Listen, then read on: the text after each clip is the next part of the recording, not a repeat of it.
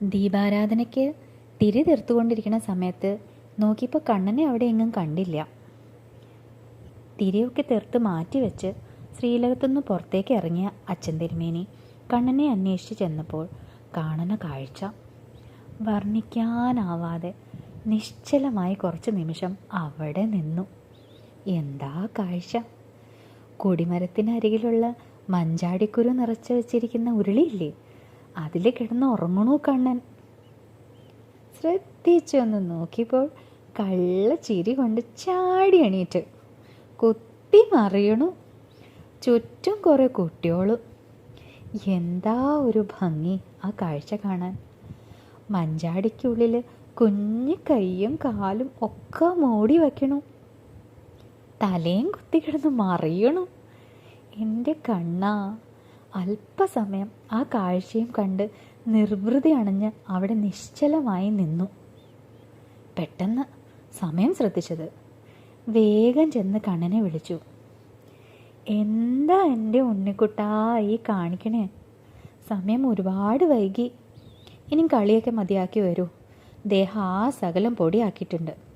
ഇനി മേക്കഴുകാതെ ദീപാരാധനയ്ക്ക് എങ്ങനെ കൊണ്ട് നിർത്തും ശ്രീലകത്ത്?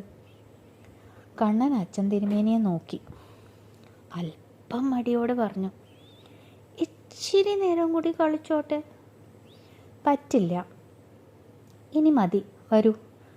മനസ്സില്ലാ മനസ്സോടെ കണ്ണൻ സമ്മതിച്ചു. എന്നിട്ട് പറഞ്ഞു, ശരി ഉണ്ണി വരാം. അച്ഛൻ തിരുമേനി കേൾക്കാതെ കുട്ടികളോട് പതുക്കെ പറഞ്ഞു, ഇനി നാളെ വരാട്ടോ. തിരുമേനി കണ്ണൻ്റെ കൈ പിടിച്ച് ശ്രീലകത്തേക്ക് നടന്നു. വടക്ക് കിഴക്കേ മൂലയ്ക്കുള്ള മണിക്കിണറിൻ്റെ അരികിൽ കൊണ്ട് നിർത്തി. എന്നിട്ട് വെള്ളം കോരി കണ്ണനെ മേക്കഴിയിച്ചു. ദീപാരാധനയ്ക്കായി ഒരുക്കി. പീലി തിരുമുടിയും ഓടക്കുഴലും മഞ്ഞ പട്ടാടയും മന്ദാരമാലയും കിങ്ങിണി ഏലസും ഒക്കെ ചാർത്തി.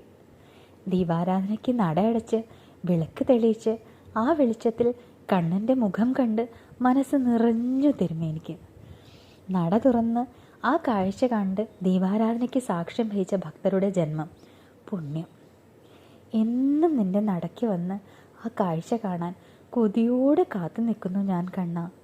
എൻ്റെ പൊന്നു ഗുരുവായൂരപ്പ, എൻ്റെ പ്രാർത്ഥന കേൾക്കണേ.